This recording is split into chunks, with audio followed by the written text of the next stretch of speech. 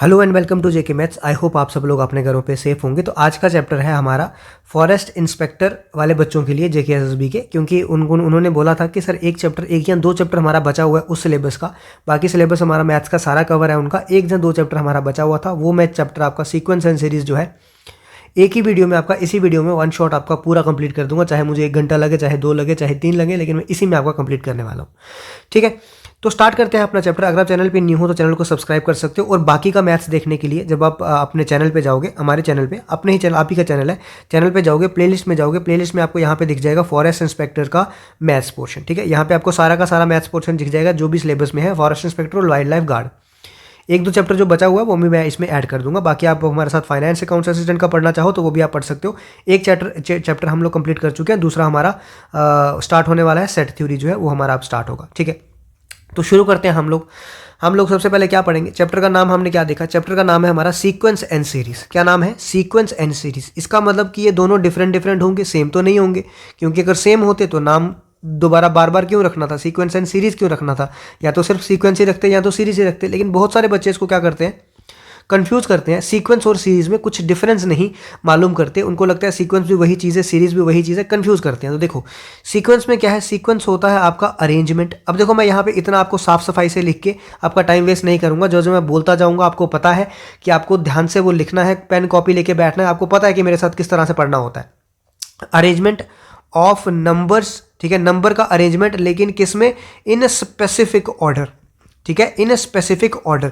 जैसे हमने पहला चैप्टर पढ़ा फाइनेंस अकाउंट्स असिस्टेंट का, अगर कोई बच्चा है वो भी प्रिपरेशन वाला, तो उसको पता है कि उसमें भी मैंने यही बोला कि अरेंजमेंट ऑफ नंबर्स होता है, लेकिन किस फॉर्म में? रोज और कॉलम्स की फॉर्म में। जब नंबर्स को अरेंज करते हैं और वो पर्टिकुलर ब्रैकेट्स के अंदर आता है, उसको हम मैट्रिक्स बोलते हैं। सिमिलरली यहाँ पे अरेंजमेंट ऑफ नंबर तो है, लेकिन किसी स्पेसिफिक ऑर्डर में। सर ऑर्डर का क्या मतलब हुआ यहाँ पे? क्या हमको समझ नहीं आया कि स्पेसिफिक ऑर्डर मतलब? जैसे मैंने, मान लो मैंने ऐसा लिखा 1 2 3 4, ऐसे मैं लिखता गया आगे, तो ये क्या है? मैं मैं इंक्रीजिंग ऑर्डर में नंबर्स को लिख रहा हूँ, मतलब स्मॉलेस्ट से लार्जेस्ट की तरफ जा रहा हूँ। तो ये मेरा एक पर्टिकुलर ऑर्डर है, मतलब इंक्रीजिंग ऑर्डर है, मेरा असेंडिंग ऑर्डर है।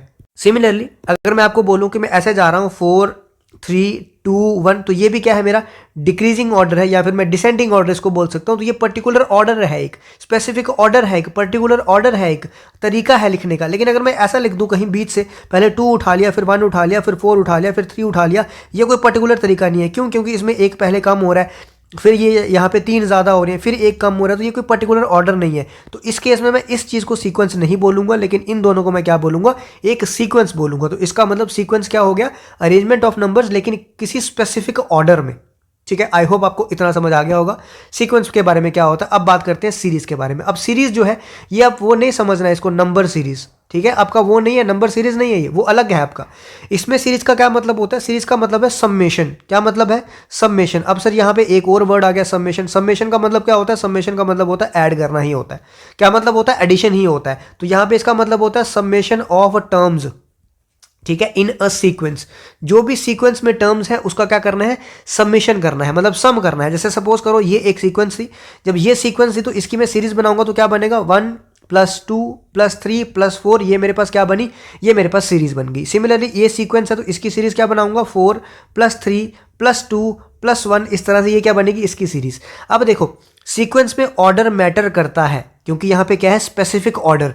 लेकिन अगर मैं सीरीज की बात करूं तो इसमें ऑर्डर मैटर नहीं करेगा। क्या मैं बोलूंगा?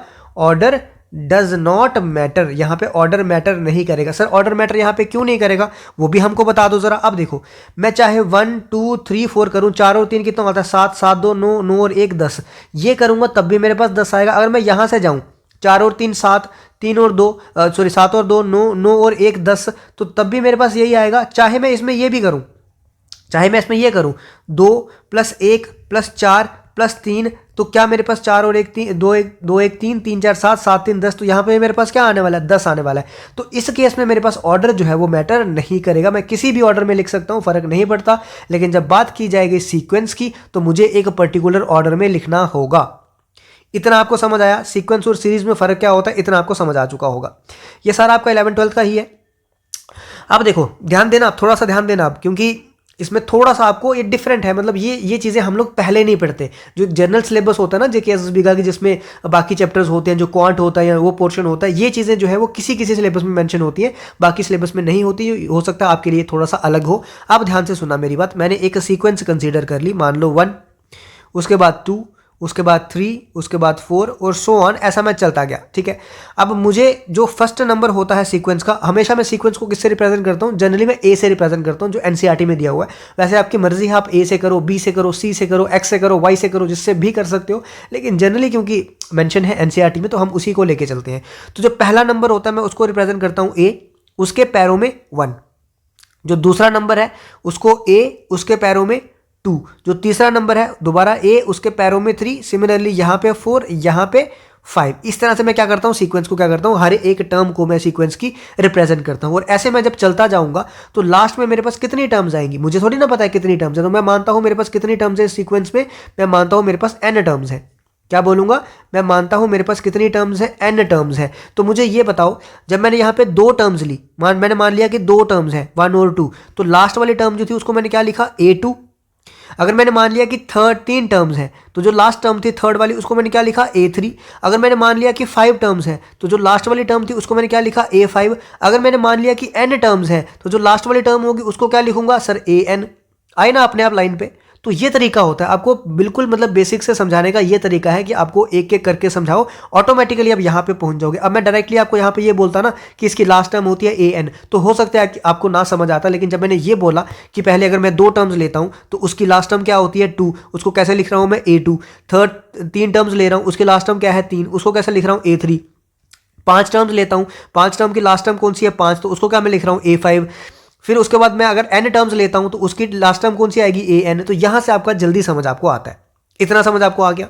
अब मेरे पास जो है ये है सीक्वेंस जो है वो 2 टाइप्स की होती है। यहाँ पे 2 टाइप्स की क्या है मेरे पास, एक होती है फाइनाइट सीक्वेंस, ठीक है, एक होती है इनफाइनाइट सीक्वेंस। ये तो आपको पता चल ही चुका होगा, ठीक है, नाम से ही पता चल रहा होगा फाइनाइट सीक्वेंस और इनफाइनाइट सीक्वेंस का क्या मतलब है। जिसमें फाइनाइट टर्म्स होंगी, मतलब गिनने चुनने वाली टर्म्स होंगी तो फाइनाइट सीक्वेंस, जिसमें इनफाइनाइट टर्म्स होंगी वो इनफाइनाइट सीक्वेंस। ठीक है, तो इसमें कोई मुझे आगे समझाने का मतलब वो नहीं है कि इसमें कोई ज़्यादा घुसने वाली चीज़ इसमें है नहीं, तो इतना आपको पता है। नेक्स्ट देखो, अब मैं एक पर्टिकुलर टाइप की इसमें सीक्वेंस आती है, ठीक है, एक पर्टिकुलर टाइप की इसमें सीक्वेंस आती है जिसमें मतलब मैक्सिमम टाइम होता है। अब मैं जो आपको बता रहा हूँ ना, मैं आपको बता रहा हूँ कि 60% चांसेस आपके हैं कि आपको क्वेश्चन जो है वो इसी सीरीज में से, इसी सीक्वेंस में से सॉरी पूछ लिया जाएगा। यही सीक्वेंस आपकी एज इट इज क्वेश्चन में कई बार दे दी जाती है, ध्यान रखना। यही आपको हो सकता है यही आपको पूछ ली जाए।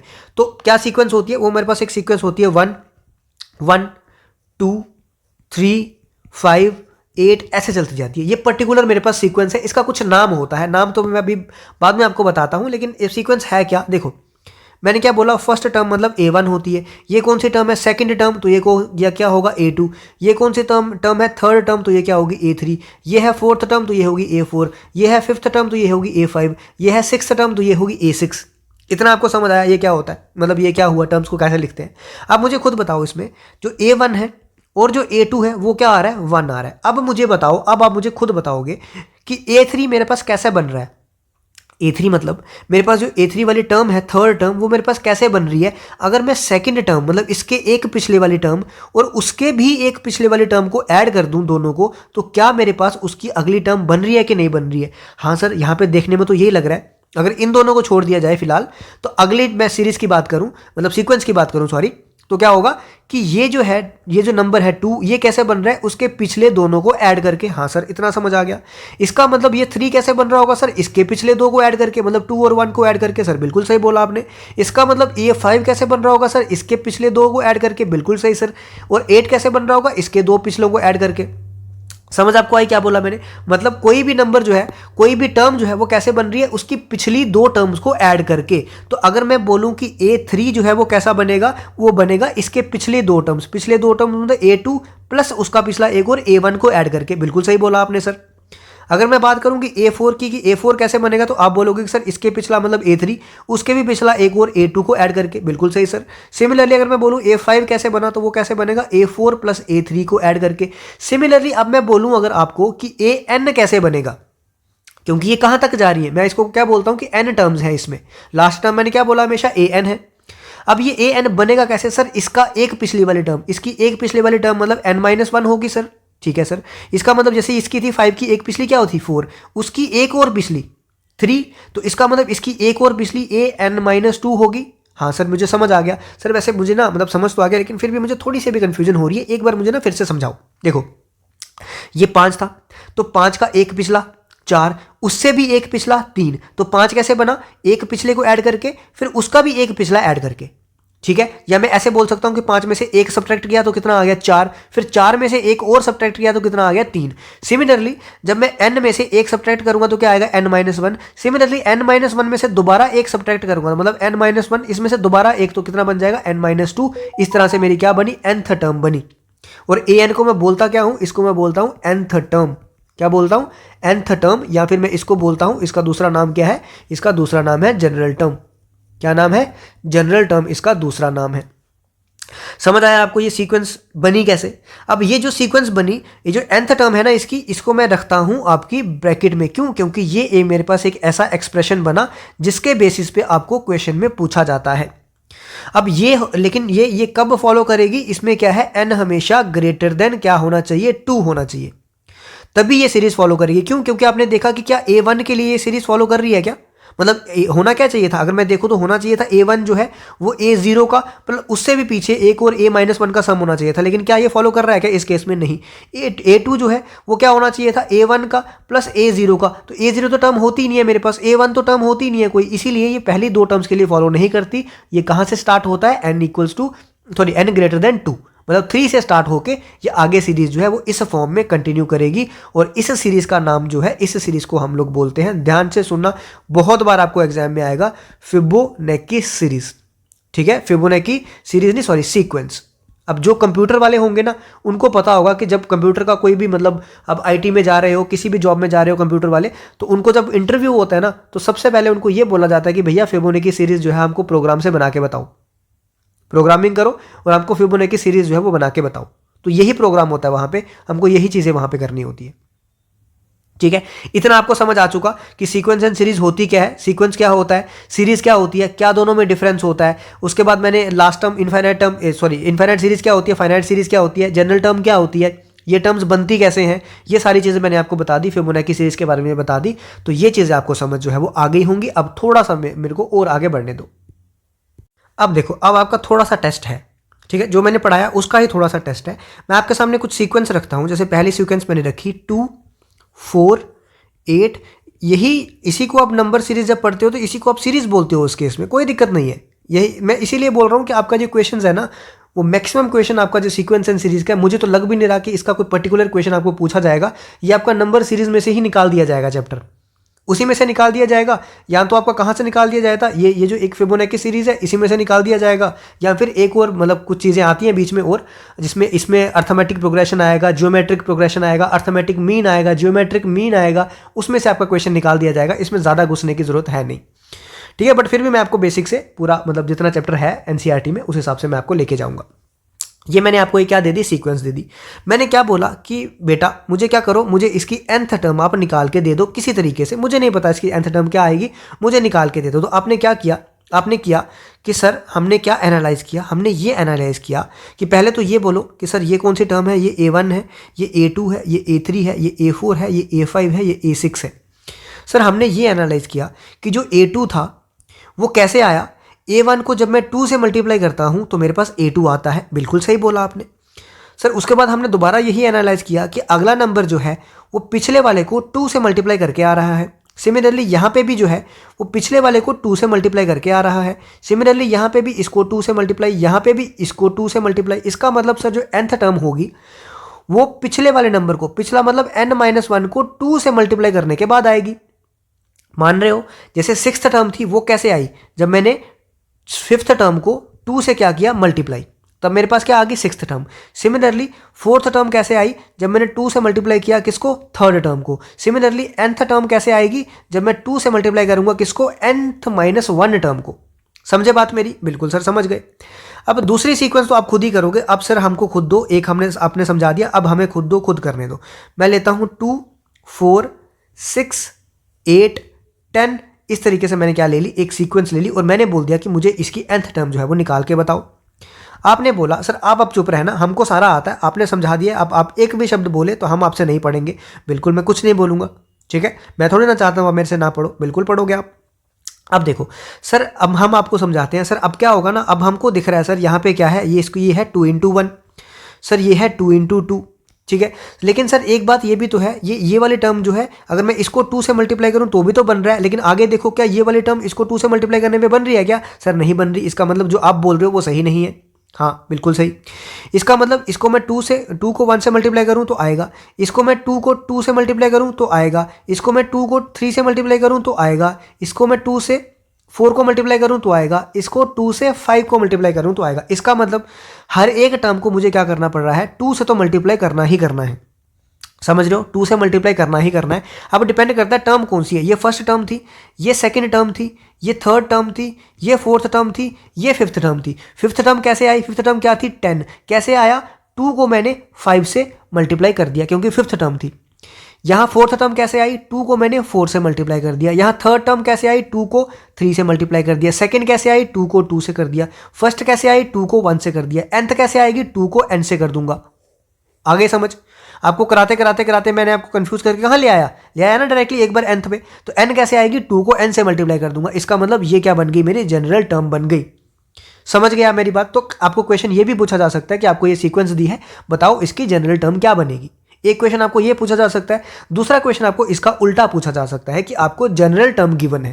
क्या पूछा जा सकता है कि आपको जनरल टर्म जो है वो गिवन दे दी जाएगी और आपको बोला जाएगा कि निकालो फर्स्ट टर्म, आपको बोला जाएगा कि निकालो फर्स्ट टर्म क्या है इसकी, सेकंड टर्म इसकी क्या है और थर्ड टर्म इसकी क्या है। जैसे मैं एग्जांपल के लिए यहीं से पहले यही उठाता हूं, मतलब आपको आसानी हो जाएगी। मैंने एक कोई जनरल टर्म एग्जाम में दे दी कि an जो है वो 2n के बराबर है। अब मैंने बोला कि मुझे इसकी फर्स्ट 3 टर्म्स निकाल के बताओ, या फिर मैंने बोला कि मुझे फोर्थ टर्म निकाल के बताओ। मैंने क्या बोला, फोर्थ टर्म, तो मतलब a4, इसका मतलब n की जगह मुझे क्या रखना है 4, तो ये किसके बराबर हो जाएगा 2 × 4 मतलब 8। तो बताओ क्या फोर्थ टर्म 8 थी इसकी? बिल्कुल थी। मुझे पूछ लिया गया कि 15th टर्म बताओ, तो मैं क्या करूंगा a15 = 2 × 15 = 30। लेकिन ये मैं कैसे कर पा रहा हूं, क्योंकि मुझे nth टर्म पता है। सिमिलरली मैं दूसरा क्वेश्चन आपको और दे देता हूं एक आपके लिए, ताकि आपको और आसानी लगे। देखो आसान बनाना मेरा काम है, उसको आपने नहीं पढ़ा है कहीं भी जिंदगी में, ये कभी भी नहीं पढ़ा। मेरा काम है कि आपको इस तरीके से पढ़ाऊं, आपको लगेगा कि मैं नर्सरी से स्टार्ट कर रहा हूं और आपको वो पूरा का पूरा समझ आएगा। वो मेरा काम है पढ़ाना, लेकिन आपका काम है कि उसको ध्यान दे के सुनो बस। ये मत सोचो कि ये कुछ नया सा लोंडा आया है, ये 3-4 हज़ार सब्सक्राइबर वाला नया सा लोंडा है, कल इसने स्टार्ट किया है तो क्या ही पढ़ूंगा इससे। ये गलती मत करना भैया, मैं पहले ही आपको बता रहा हूँ। मैंने लेट स्टार्ट किया, नो डाउट मैंने किया, मैं मानता हूँ, लेकिन ये गलती मत करना कि आप लोग ये समझोगे कि ये कोई ऐसे नया आया है तो इससे पढ़ के कुछ फ़ायदा नहीं होगा। आपको ये फ़ायदा सारा का सारा एग्जाम में पता चलने वाला है। ये सब चीज़ें आपको एग्जाम में पता चलेंगी, जब एग्जाम हो जाएगा तब पता चलेंगी आपको कि क्या क्या था वो, ठीक है। तो देखो मैं एक आपको टर्म दे देता हूँ, जैसे an मैंने दे दी क्या 2n + 5। मुझे बोल दिया गया कि निकालो 7th टर्म।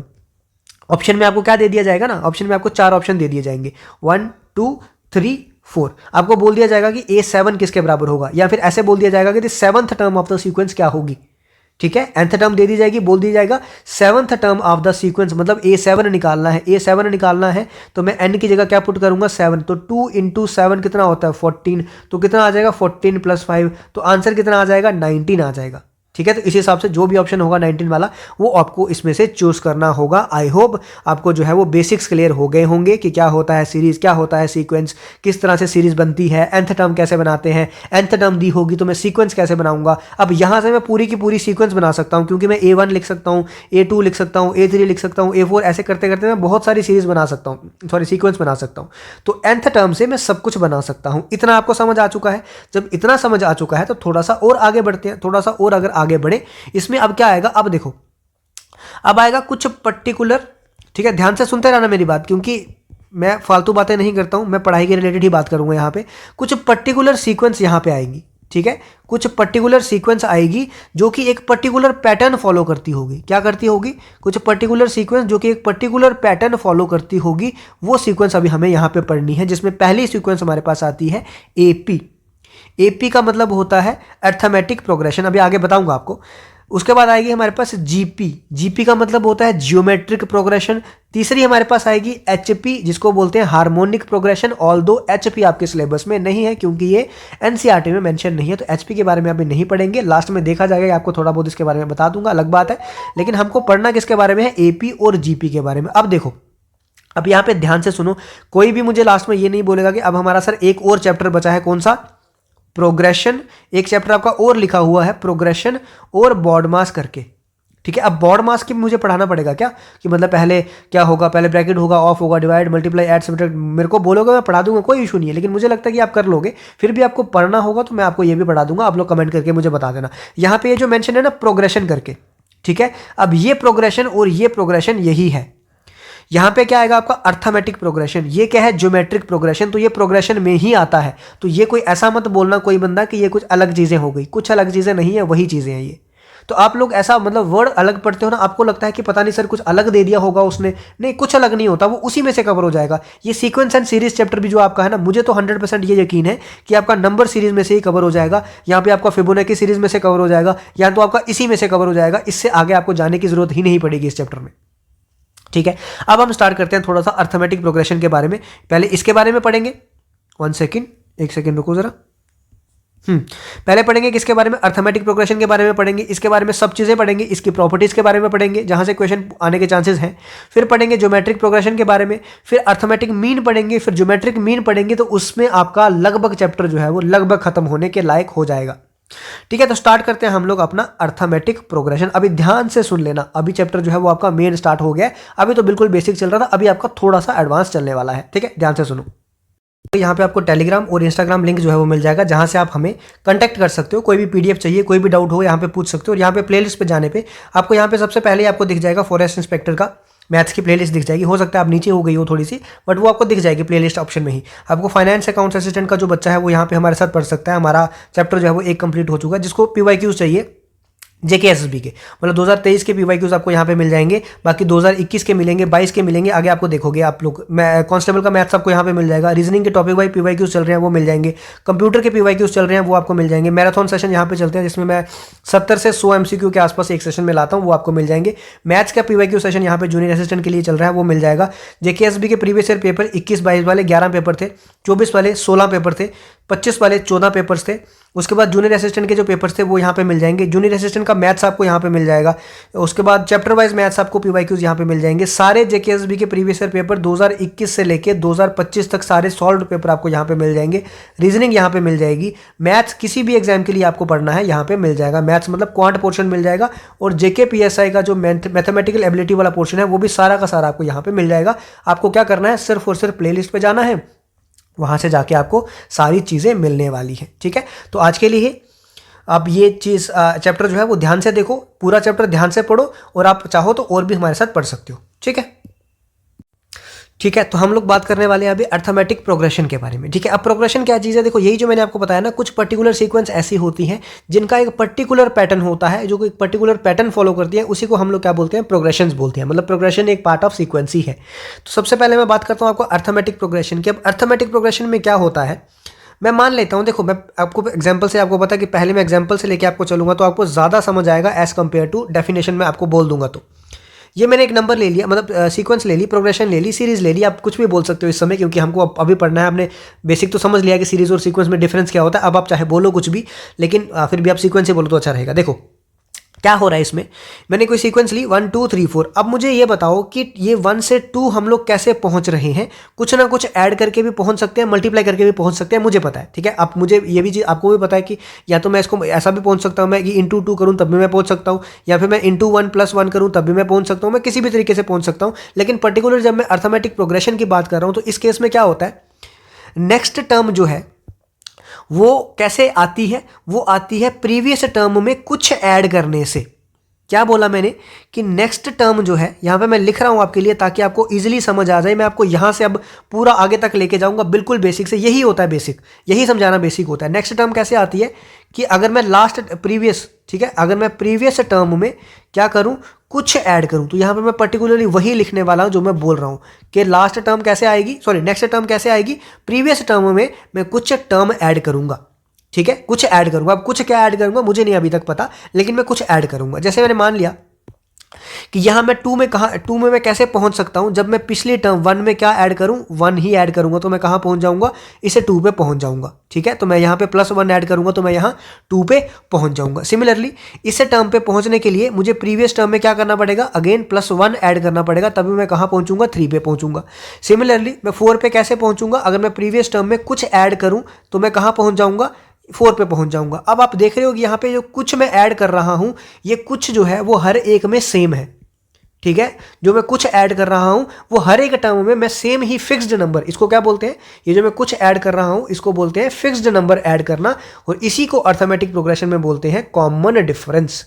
क्या बोलते हैं, कॉमन डिफरेंस। चाहो तो आप डिफरेंस भी बोल सकते हो, लेकिन क्योंकि ये सब में कॉमन है, मतलब हर एक टर्म में यही ऐड करके आपका नेक्स्ट टर्म बनेगी, तो इसीलिए मैं इसको क्या बोलता हूं, कॉमन डिफरेंस बोलता हूं। इसको मैं रिप्रेजेंट करता हूं डी से। किससे, डी से। अब मैं आ जाता हूं आपकी सीरीज पे, मतलब सीक्वेंस पे, सॉरी बार बार मैं भी सीरीज बोल रहा हूं क्योंकि हमको भी आदत है, आपको भी पता है कि आदत हमको सीरीज बोलने की ही है, सीक्वेंस हम लोग बहुत कम बोलते हैं, लेकिन अभी पढ़ाना है तो हमको बोलना पड़ेगा। ठीक है, देखो मैं एक सीक्वेंस लिख रहा हूं, मान लो मैंने लिखा A1 A2 A3 A4 A5 so on to, ऐसे करते करते मैंने आपको बताया था कि मुझे nth टर्म तक जाना, तो मैं क्या लिखता हूं, AN। ठीक है, इस तरीके से लिखता हूं। अब मैंने आपको अर्थमेटिक प्रोग्रेशन के मतलब अर्थमेटिक प्रोग्रेशन के बारे में मैंने आपको पढ़ाया कि जो नेक्स्ट टर्म है, नेक्स्ट टर्म मतलब अगर A2 की बात मैं कर रहा हूं तो A2 जो है वो कैसे आएगी, प्रीवियस टर्म मतलब A1 में जब मैं क्या करूंगा, कुछ ऐड करूंगा।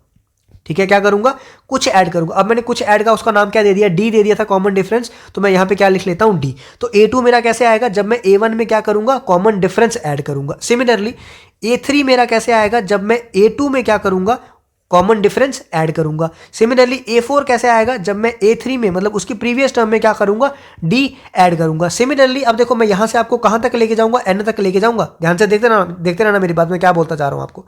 A5 मेरा कैसे आएगा, जब मैं A4 में क्या करूंगा, वो कॉमन डिफरेंस को D को ऐड करूंगा। अब मेरी बात ध्यान से सुनना, ध्यान से सुनता जाना, ध्यान से सुनो। अब देखो क्या मैं A4 को ऐसे लिख सकता हूं, A3 + D, सर ये तो क्या है, ये तो ऐसा ही है। अब A3 को मैं दोबारा क्या लिख सकता हूं, A2 + D, तो मैं इसको क्या लिख सकता हूं, A2 + D, एक D इसका भी है तो ये एक D और आ गया। A2 को मैं दोबारा क्या लिख सकता हूं, A1 + D, तो इसको मैं क्या लिख सकता हूं, A1 + D, बाकी ये 2 D और भी तो है, तो +D + D एक बार और आ गया। तो A4 मेरे बराबर आ गया, A4 किसके बराबर आ गया, A1 + 3D, तो A4 किसके बराबर आ गया, A1 + 3D। समझ आई आपको क्या बोला मैंने यहाँ पे, या क्या लिखा मैंने, ऐसे क्यों लिखा है ऐसे मैंने। सिमिलरली अगर मैं बात करूँ A2 की, क्योंकि मैं आपको बेसिक इस समय समझा रहा हूँ, फिर मैं आपको nth टर्म में पहुंचूंगा। आपको फार्मूला रटने की जरूरत नहीं होती, मैं सिर्फ आपको ये बता रहा हूँ कि आपको कैसे पहुंचा जाता है। बाद में आपको अगर भूल भी जाता है एग्जाम में, तो आप लोग कहीं ना कहीं हाथ पाँव मार के आप लोग पहुंच सकते हो। A2 को मैं कैसे लिख सकता हूँ, सॉरी A3 को मैं कैसे लिख सकता हूँ, A3 को मैं लिख सकता हूँ A2 + D लिख सकता हूं, बिल्कुल सही। और A2 को मैं दोबारा कैसे लिख सकता हूं, A1 + D, तो ये तो A2 आ गया, अब D एक और भी था तो एक D और आ गया। इसका मतलब A3 को मैं लिख सकता हूं A1 + 2D। यहां से आपने एक चीज नोट की होगी कि जो भी मैं लिख रहा हूं, चाहे A4 लिख रहा हूं चाहे A3 लिख रहा हूं, उससे एक कम करके D से क्या हो रहा है, यहां पे मल्टीप्लाई हो रहा है। यहां पे मैंने A4 लिखा, उससे एक कम करके यहां पे D से क्या हो रहा है, मल्टीप्लाई। तो अगर मैं AN लिखूंगा तो सर यहां पे तो A1 है, सब जगह A1 ही है, यहां पे भी A1 है, यहां पे भी A1 है, तो पहली टर्म हमेशा क्या आएगी, A1। लेकिन अगली कैसे बन रही है, जो भी मेरा था उससे एक कम करके, यहां N था तो उससे एक कम करके, मतलब N - 1 करके क्या हो रहा है, D से मल्टीप्लाई। यही मेरी बनती है nth टर्म, इसी को बोलते हैं nth term of arithmetic progression. जो आप फार्मूला याद करते हो ना, AN = A + N - 1 × D, वो यही होता है। ठीक है, वो कैसे आता है, वो इसी तरीके से आता है, मैंने आपको बता दिया। अब इसी को हम लोग बोलते हैं क्या, nth टर्म ऑफ AP। क्या बोलते हैं, nth टर्म ऑफ AP। इसी पे आपको बहुत बार सवाल जो है वो पूछे जाते हैं, बहुत ज़्यादा बार। ये बहुत ज़्यादा इंपॉर्टेंट है, अगर कुछ इसमें इंपॉर्टेंट है इस समय तो ये आपके लिए बहुत ज़्यादा इंपॉर्टेंट है कि nth टर्म ऑफ AP किसके बराबर होती है, first term + N - 1 × common difference. और ये कॉमन डिफरेंस आता कैसे है, अब आप यहां से देखो कॉमन डिफरेंस कैसे आएगा, A2 - A1 करूंगा तो D आ जाएगा, A3 - A2 करूंगा तो D आ जाएगा, A4 - A3 करूंगा तो D आ जाएगा। इसका मतलब ये जो दोनों टर्म्स का बीच में डिफरेंस होता है ना, वही होता है कॉमन डिफरेंस। इन दोनों के बीच का डिफरेंस, इन दोनों के बीच का डिफरेंस, इन दोनों के बीच का डिफरेंस, वही होगा मेरे पास क्या, कॉमन डिफरेंस। तो आशा करता हूं आपको एपी जो है वो समझ आई होगी। एपी होती क्या है, किस तरीके से हम उसको लिखते हैं, किस तरीके से उसकी टर्म्स लिखी जाती हैं। अगर मुझे बोला जाए कि फोर्थ टर्म निकालनी है तो मैं कैसे निकाल सकता हूं, थर्ड टर्म पूछा जाए तो मैं कैसे निकाल सकता हूं। ये चीज़ जो है आपको अभी पता होनी चाहिए, क्योंकि ये क्वेश्चन भी आपको पूछा जा सकता है कहीं पर भी। मुझे नहीं पता कहाँ पूछा जाएगा, किस तरीके से पूछा जाएगा जेकेएसबी, क्योंकि पेपर तो मैं नहीं डाल रहा हूँ, लेकिन मेरा काम है आपको हर एक चीज़ बताना। तो अगर आपको सेकंड टर्म पूछी जाएगी तो आप ऐसे भी कर सकते हो कि आपके पास फर्स्ट टर्म हो और कॉमन डिफरेंस होगा, तो आप लोग ऐसे भी कर सकते हो, ठीक है। या फिर आपको फिफ्थ टर्म पूछी जाएगी तो आप क्या करो, फोर्थ टर्म लिखो प्लस उसके साथ कॉमन डिफरेंस ऐड कर दो। लेकिन देखो अभी यहां पे एक चीज मैं आपको बताता हूं कि सपोज करो मेरे पास सिर्फ और सिर्फ फर्स्ट टर्म दी हुई है। मैंने मान लिया फर्स्ट टर्म मुझे दिया है 2 और मुझे कॉमन डिफरेंस दिया है कितना, 4। सपोज कर लो ये चीज दी है। मुझे अगर पूछा है A2 तब तो मैं कर लूंगा A1 प्लस डी करके। मुझे पूछा है A3 तब तो मैं कर लूंगा A2 प्लस 2D करके। लेकिन मुझे अगर A15 पूछ लिया सपोज, तो क्या मैं पहले A14 निकालूंगा क्या? अगर मैं A14 निकालूंगा उसके लिए पहले मुझे A13 निकालना पड़ेगा, फिर 13 के लिए मुझे 12 निकालना पड़ेगा।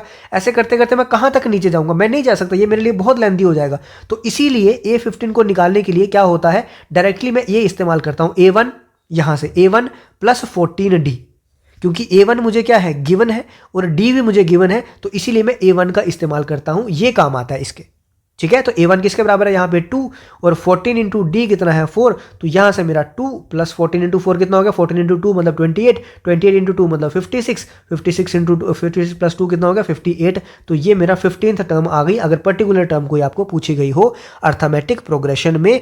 आशा करता हूँ आपको अर्थमेटिक प्रोग्रेशन की nth टर्म जो है वो समझ आई होगी, किसके बराबर होती है। बहुत ज़्यादा इंपॉर्टेंट है, इसको फॉर्मूले को कहीं लिख के रख लेना।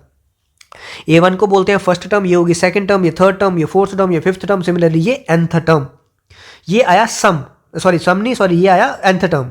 अब कई बार क्वेश्चन आपको ये पूछा जाता है कि सम ऑफ n टर्म्स, क्या पूछा जाता है, sum of n terms of AP, sum of n terms of AP। अब इसका भी प्रूफ है, लेकिन मुझे फिर वही बात है कि इतना आपको जाने की जरूरत है नहीं।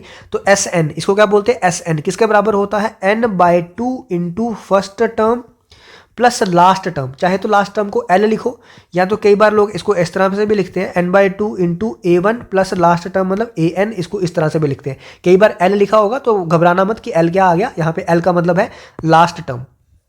क्या मतलब है, लास्ट टर्म, और यहाँ पे भी AN का भी वही मतलब है, ठीक है। अब इसको AN को मैं अगर फॉर्मूला में लिखूं, क्योंकि फॉर्मूला मुझे पता है AN का किसके बराबर होता है, AN होता है A plus n minus 1 into d. तो इसको फार्मूले को मैं इस तरह से भी लिख सकता हूँ, A1 प्लस A1 क्या आ गया, 2 times A1 plus n minus 1 into d. तो ये भी आपको कई बार इसका फार्मूला देखने को मिलेगा, हो सकता है इस पे भी क्वेश्चन आपको पूछ लिया जाए, ठीक है। तो दो यहाँ पे फॉर्मूले आपके पास बनते हैं, एक बनता है sum of n terms of n AP, एक बनता है आपके पास कि nth टर्म जो है AP की किसके बराबर होगी।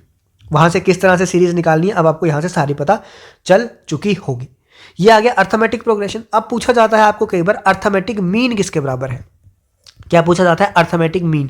अब मीन तो आपको पता ही है, वही एवरेज होता है। मीन क्या होता है, एवरेज। तो अगर आपके पास टर्म है A1 है, A2 है, A3 है, ऐसे करते करते ANth टर्म है, ये आपके पास एक सीक्वेंस है, तो इसका मीन किसके बराबर हो जाएगा, A1 plus A2 plus A3, ऐसे ऐड करते करते AN तक, डिवाइडेड बाई कितने नंबर ऑफ टर्म्स है, n नंबर ऑफ टर्म्स है। तो ये क्या हो जाएगा आपका अर्थमेटिक मीन, जिसको मैं लिखता हूँ AM।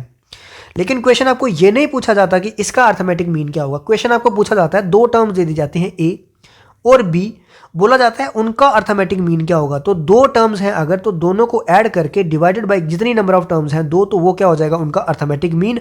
क्वेश्चन आपको ये पूछा जाता है, क्या पूछा जाता है कि अर्थमेटिक मीन ऑफ, दो नंबर दे दिए जाएंगे कि 2 and 4 या 4 and 6 या ऐसा कुछ दे दिया जाएगा, उसका अर्थमेटिक मीन किसके बराबर है, तो A plus B divided by 2 जो है वो आपका पास होगा क्या, अर्थमेटिक मीन।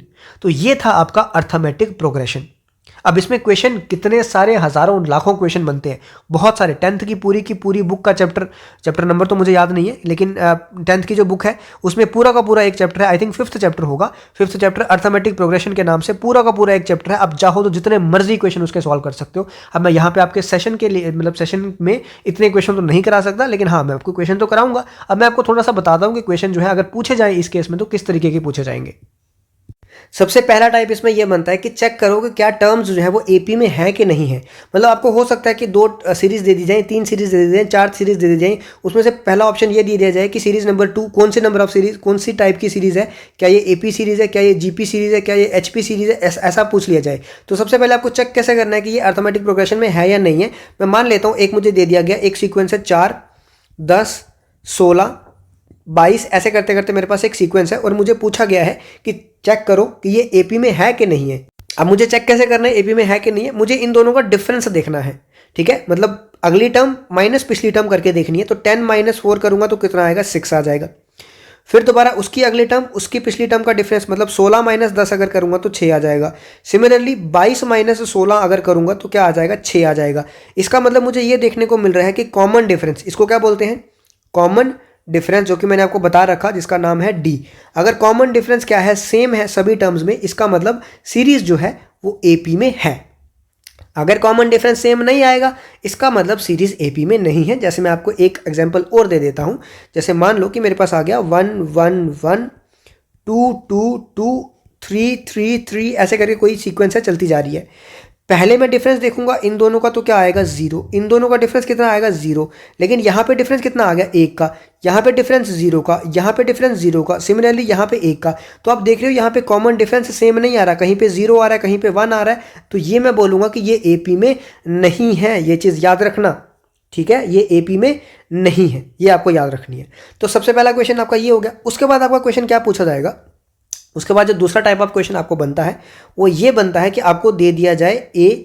कई बार A1 को ए भी बोला जाता है, ठीक है, फर्स्ट टर्म को ए भी बोला जाता है। आपको ए दे दिया जाएगा, मान लो ए है 10, और डी आपको बोल दिया जाएगा कितना है, डी भी कितना है आपके पास 10, और बोल दिया जाएगा कि आप क्या निकालो, इसमें से आप फिफ्थ टर्म निकालो।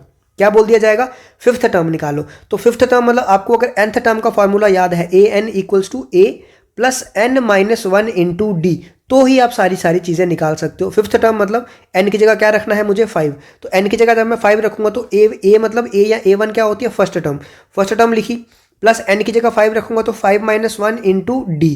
तो ये क्या बन जाएगा, a प्लस 4d। अब आप डायरेक्टली भी याद रख सकते हो कि जो टर्म निकालनी है फर्स्ट टर्म प्लस उसमें से एक माइनस करके उतने टाइम d से मल्टीप्लाई।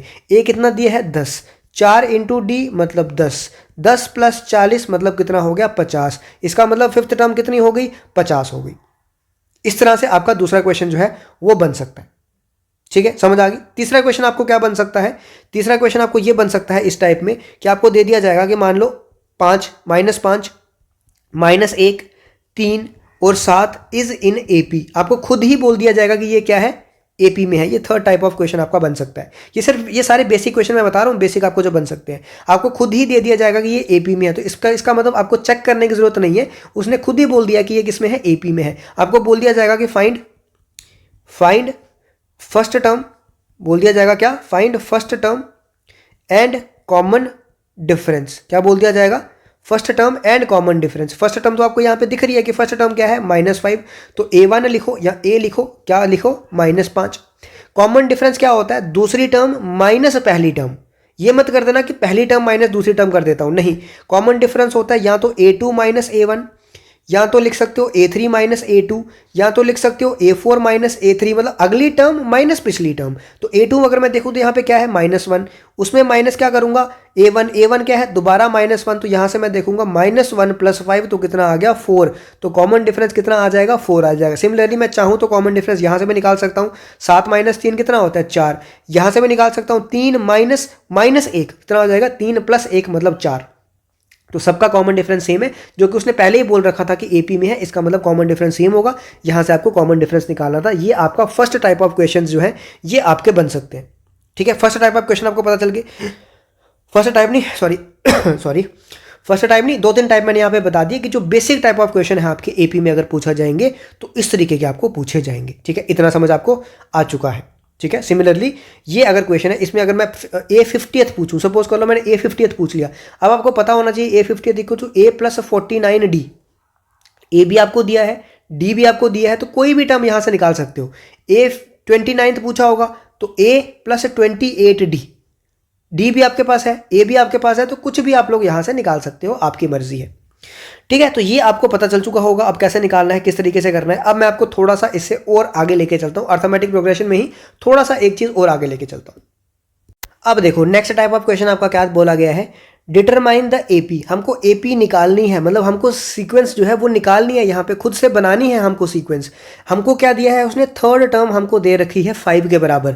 थर्ड टर्म मतलब A3 उसने हमको दे रखी है 5 के बराबर, और सेवन्थ टर्म हमको दे रखी है 9 के बराबर। इसका मतलब A7 हमें उसने दे रखा है 9 के बराबर।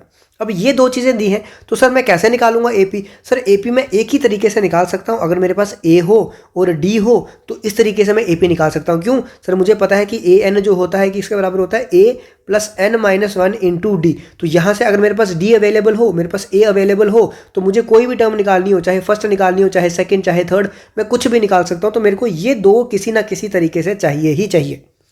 अब सर लेकिन मुझे तो उसने कुछ नहीं दिया इस बारे में, मुझे ना कुछ उसने बताया है, तो मैं क्या करूँ? आपको मैंने अभी बताया A3 को आप कैसे लिख सकते हो, A प्लस 2D करके लिख सकते हो, तो ये दिया है 5 के बराबर। सिमिलरली A7 को A प्लस 6D लिख सकते हो, ये किसके बराबर दिया है, 9 के बराबर। दोनों को अगर मैं सब्ट्रैक्ट करूंगा तो क्या ये कैंसिल हो जाएगा? बिल्कुल हो जाएगा। तो यहां से क्या बचेगा, 4D इक्वल्स टू 4। तो D कितना आ जाएगा, 1। यहां से मेरे पास D तो आ चुका भैया। जब मेरे पास D आ चुका, मैं किसी इक्वेशन में, चाहे तो पहली में चाहे तो दूसरी में, इसको रखूंगा तो मेरे पास क्या आ जाएगा, A की वैल्यू। मैं पहली में रखता हूं तो A प्लस 2 इंटू डी की वैल्यू है 1, तो कितना आ जाएगा 5। तो a इक्वल्स टू 5 माइनस 2, तो कितना आ जाएगा 3। अब मेरे पास a आ चुका, d आ चुका, मुझे सीरीज निकालनी है। तो जब मैंने सीक्वेंस निकालनी है, तो अब मेरे सीक्वेंस की पहली टर्म क्या होती है, a, तो ये आ गया। दूसरी टर्म मेरे पास होती है a2 किसके बराबर होगा, a प्लस डी। तो 3 प्लस 1 कितना हो गया, 4। अब आपको पता है कि एक एक का डिफरेंस आ रहा है अगर, तो अगला क्या होगा 5, अगला क्या होगा 6, अगला क्या होगा 7। इस तरह से आपकी सीक्वेंस जो है वो बनती जाएगी। अब ये आपका क्वेश्चन ऐसे नहीं बनेगा, मतलब आपका क्वेश्चन जब एग्जाम में अगर जेकेएसएसबी में ये क्वेश्चन बना तो आपको ये तो नहीं बोल सकते कि पूरी ये बनाओ, आपको ये बोल सकते हैं कि अगर 5th टर्म ये है, 7th टर्म ये है, तो बताओ इसकी 10th टर्म किसके बराबर होगी। तो 10th टर्म आप तभी निकाल सकते हो जब आपके पास कॉमन डिफरेंस होगा। तो आपको यहां से क्या निकालना पड़ेगा, कॉमन डिफरेंस निकालना पड़ेगा। आपको क्या निकालना पड़ेगा, आपको फर्स्ट टर्म निकालनी पड़ेगी, तभी जाके आप 10th टर्म को क्या निकाल सकते हो, a प्लस 9d। ए पता होगा कि a कितना है, मेरे पास 3 है। d पता होगा d कितना है, 1 है। तभी तो आप 9 प्लस 3 करोगे तो कितना आएगा, 12 आएगा। तभी आप अपनी 10th टर्म जो है वो निकाल सकते हो। ठीक है, समझ आया आपको? तो ये क्वेश्चन इतना लेंथी इस तरीके से नहीं बनेगा, लेकिन क्वेश्चन बनेगा ये निकालो, A10 निकालो, A12 निकालो, A13 निकालो, 13th टर्म निकालो, 50th टर्म निकालो। उसके लिए आपको क्या निकालना पड़ेगा, D और A निकालना पड़ेगा, उसके लिए ये ज़रूरी था। ठीक है, तो ये भी एक टाइप थी जो इसमें पूछी जा सकती है।